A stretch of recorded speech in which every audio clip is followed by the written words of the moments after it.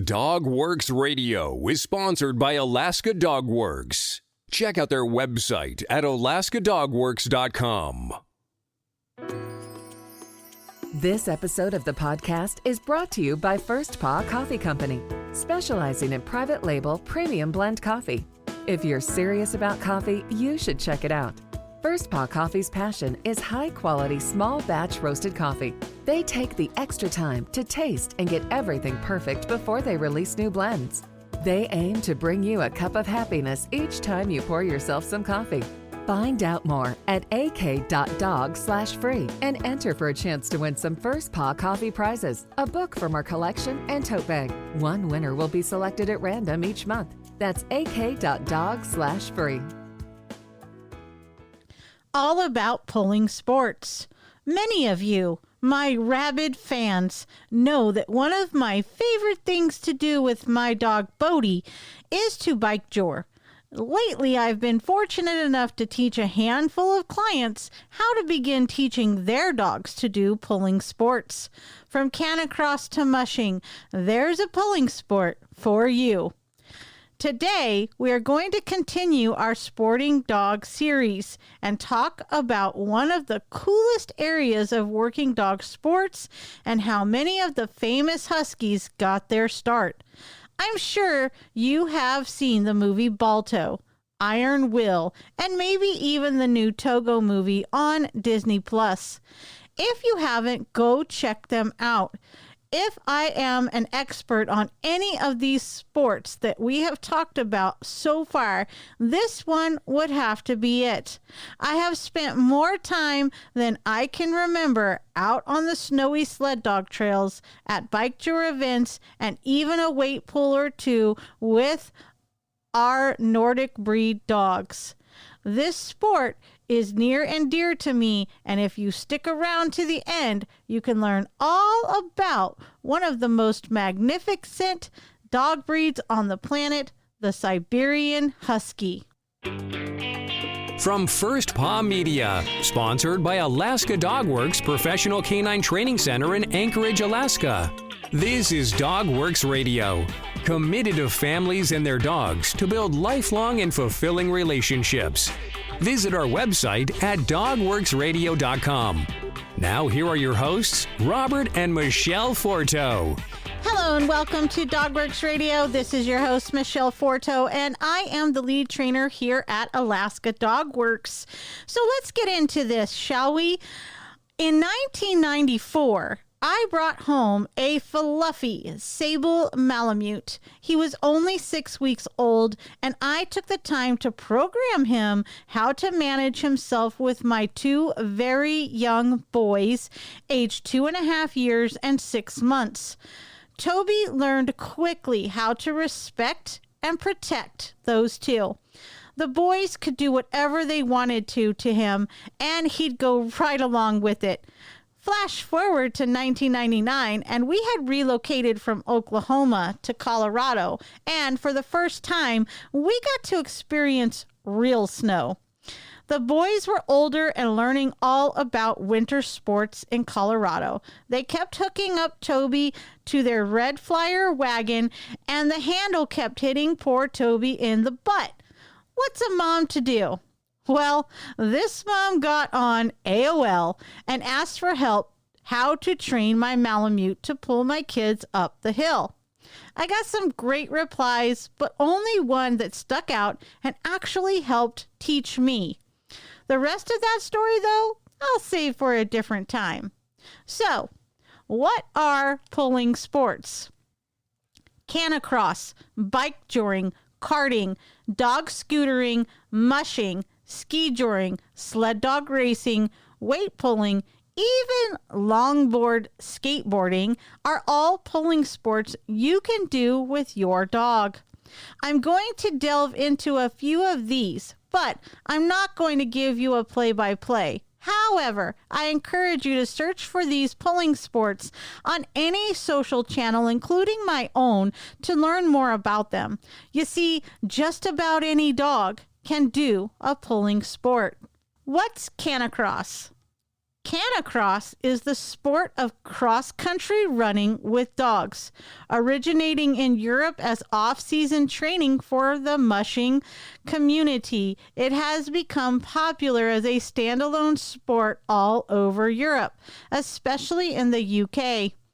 Canicross is closely related to bikejoring, where participants cycle with their dog, and skijoring, where participants ski rather than run.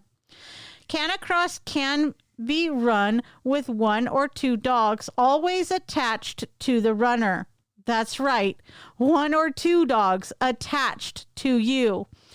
The runner wears a waist belt, the dog a specifically designed harness, and the two are joined by a bungee cord or elastic line that reduces shock to both human and dog when the dog pulls.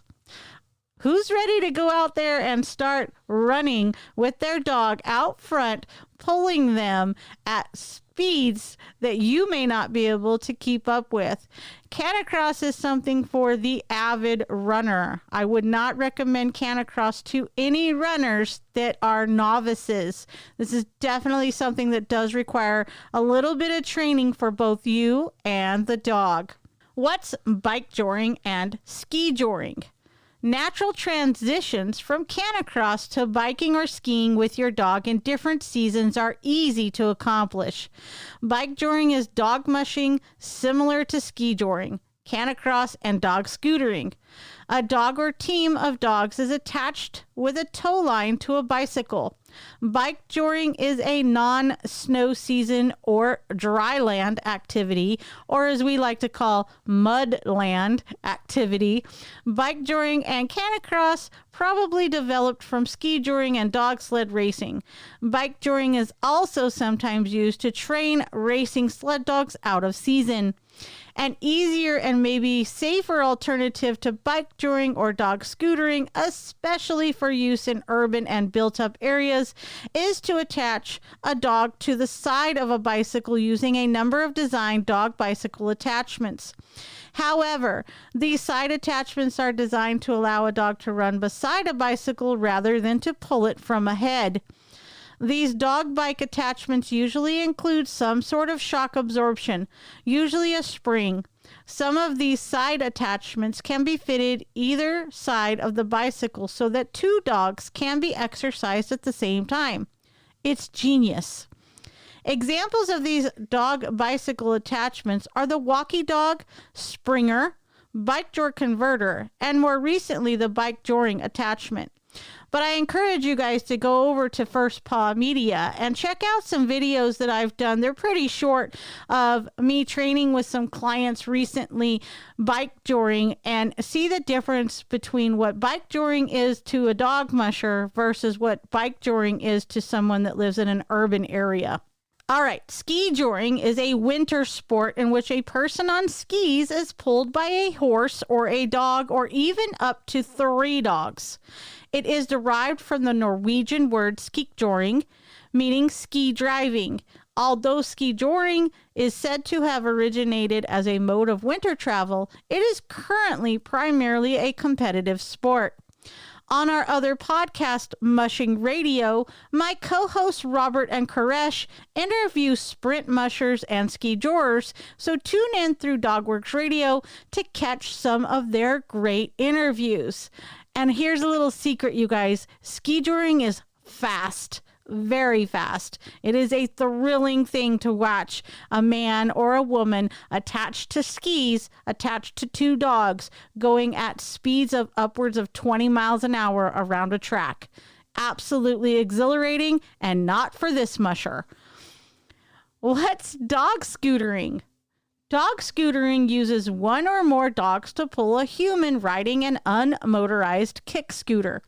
It is similar to mushing, which is done in the winter, but generally with fewer dogs and with a scooter instead of a dog sled. The dogs wear the same harnesses that sled dogs wear and are hooked to the scooter with a gang line. The gang line usually incorporates a bungee cord to smooth out the shocks of speeding up and takeoff. Dog scooterers get together for fun runs where a number of dog scooterers run their dogs and scooters on the same trails. Fun runs may be just a morning run or can be a weekend-long activity with multiple runs scheduled. This is still a maturing activity, but there are a few formal dog races that include scooter events. Right here in Alaska, many of the dog mushing clubs hold dryland events where we compete in canicross, bikejoring, scootering, and even rig competitions. It's a lot of fun, you guys. What's karting? Karting is a dog sport or activity in which a dog, usually a large breed, pulls a dog cart filled with supplies such as farm goods, camping equipment, groceries, or even firewood, but sometimes pulling people. Karting as a sport is also known as dryland mushing and is practiced all around the world, often to keep winter sled dogs in competition form during the off-season. Note that the term dog cart is primarily used to mean a particular type of light horse-drawn vehicle. What's weight pulling? Weight pulling is a dog sport involving a dog pulling a cart or sled loaded with weight a short distance across dirt, gravel, grass, carpet, or snow. It is a modern adaptation of freighting, in which dogs were used as freight animals to move cargo. Many breeds participate in this sport, with dogs being separated into classes by weight. Sled dog and bully breeds excel within their respective weight classes, having been historically bred to pull sleds and carts as working dogs, respectively. The dog is hitched to the cart or sled with a specially constructed harness designed to spread the weight and minimize the chance of injury. Since the IWPA's organization in 1984, no dogs have been hurt in competition. Dog weight pulling competitions are sanctioned by various non-profit organizations. In North America, the International Sled Dog Racing Association has sanctioned contests in association with their races. The International Weight Pulling Association was organized in 1984 to promote the heritage of the working dog. IWPA operates in North America. We're going to take a quick break and learn all about First Paw Coffee, and when we come back, we are going to learn all about the Siberian Husky. So earlier, you learned about First Paw Coffee Company. Now I'm going to tell you about its Trailbreaker Blend. First Paw Coffee Company's Trailbreaker Blend is inspired by our love of the Northern Lights, frosty paws, and sled dog trails. How cool is that? The Trailbreaker Blend is a private label premium blend that was developed just for them. It's a medium dark roast from Central and South America, highlighting flavors of brown sugar, hazelnut, and plum. Be sure to go to ak.dog/free and enter to win a bunch of cool prizes. That's ak.dog/free. All right, you guys, I am back. So here at Alaska Dog Works, no breed is closer to our hearts than the Siberian Husky. Our own Robert Forto has been training this breed for work, sport, and companionship since 1987. So let's learn all about the Siberian Husky. The graceful, medium-sized Siberian Husky's almond-shaped eyes can be either brown or blue, and sometimes one of each, and convey a keen but amiable and even mischievous expression. Quick and nimble-footed, Siberians are known for their powerful but seemingly effortless gait. Tipping the scales at no more than 60 pounds, they are noticeably smaller and lighter than their burly cousin, the Alaskan Malamute. In fact, breeders and fanciers prefer the moniker Siberians over Huskies, as the latter suggests a bigger, brawnier dog than what is the standard for the breed.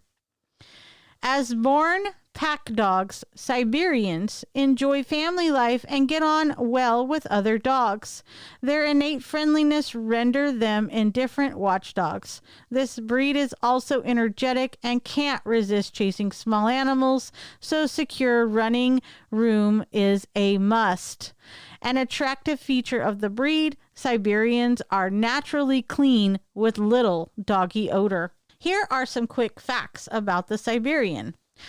Their temperament is loyal, mischievous, and outgoing. The AKC breed popularity ranks them 14th out of 195. They have a height of 21 to 23.5 inches in males and 20 to 22 inches in females. Weight in males can be 45 to 60 pounds and in females 35 to 50 pounds. They have a life expectancy of 12 to 14 years, and they are classified in the working group. The Siberian Husky's compact body, well-furred coat, erect ears, and thick, sickle-shaped tail immediately suggest the breed's northern heritage. The breed's ancestors were originally bred in northeastern Asia by the Chukchi people and were kept as companion dogs for their families as well as endurance sled dogs. When changing climate conditions forced the semi-nomadic Chukchi to expand their hunting grounds or perish, they rose to the challenge by developing a sled dog capable of hauling light loads over vast expanses of frozen wasteland in sub-zero temperatures with a minimum expenditure of energy. The Chukchi, isolated from the rest of the world, were able to maintain the purity of their sled teams for many generations.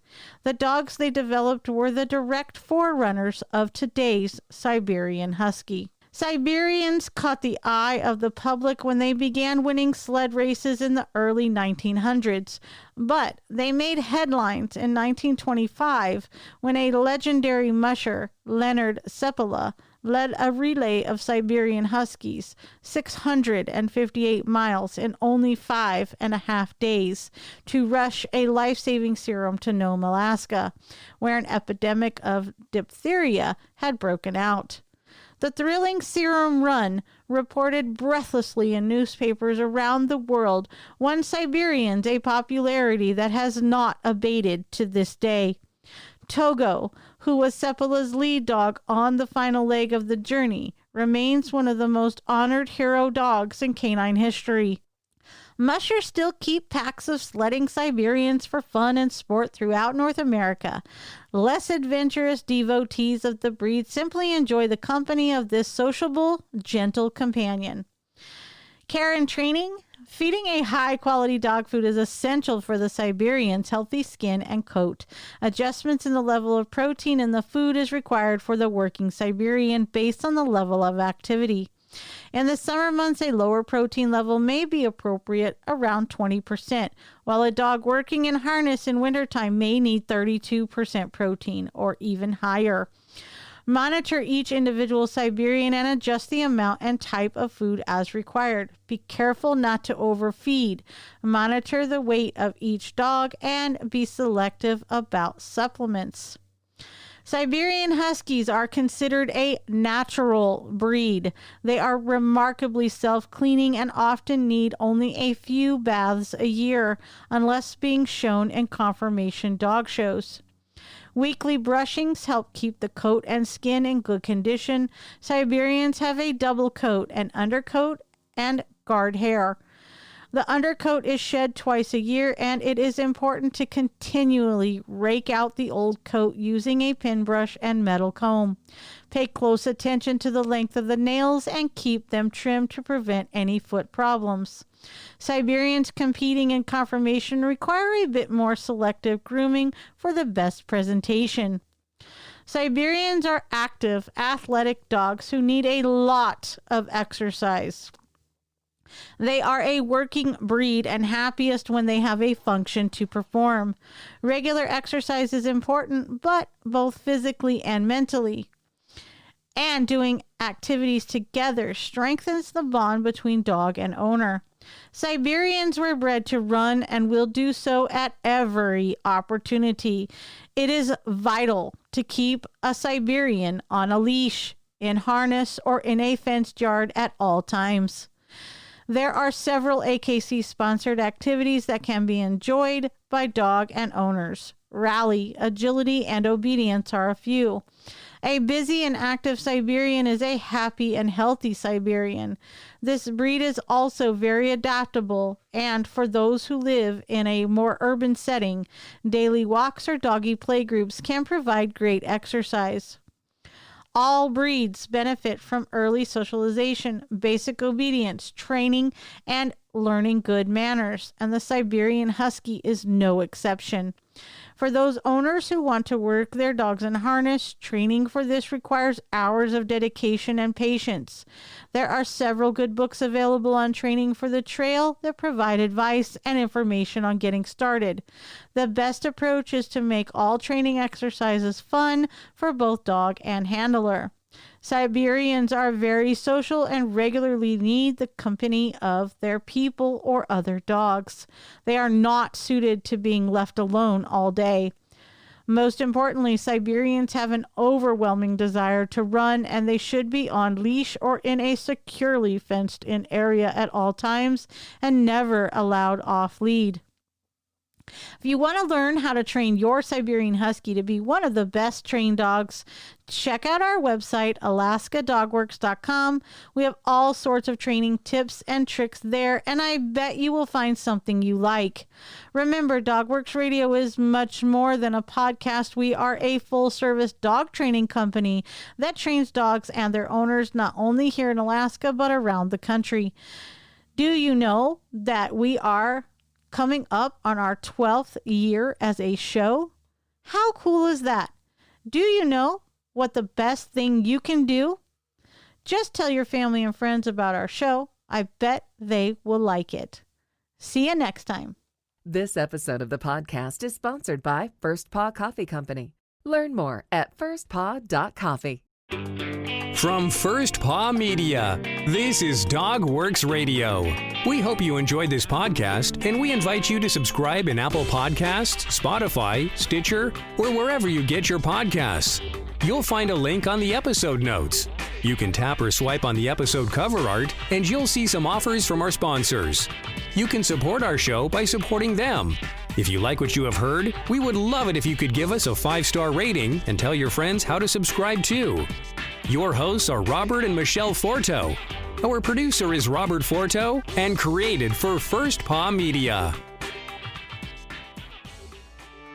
Did you know that Alaska DogWorks trains service dogs for those in need throughout North America? Each and every service dog that is trained through the Lead Dog Service Dog Program and Michele Forto and her team has an individual training plan. We train for autistic, mobility, psychiatric, and PTSD for our soldiers for service work. If you know of someone that may need a service dog, please take a moment and check out Alaska DogWorks on social media and at alaskadogworks.com.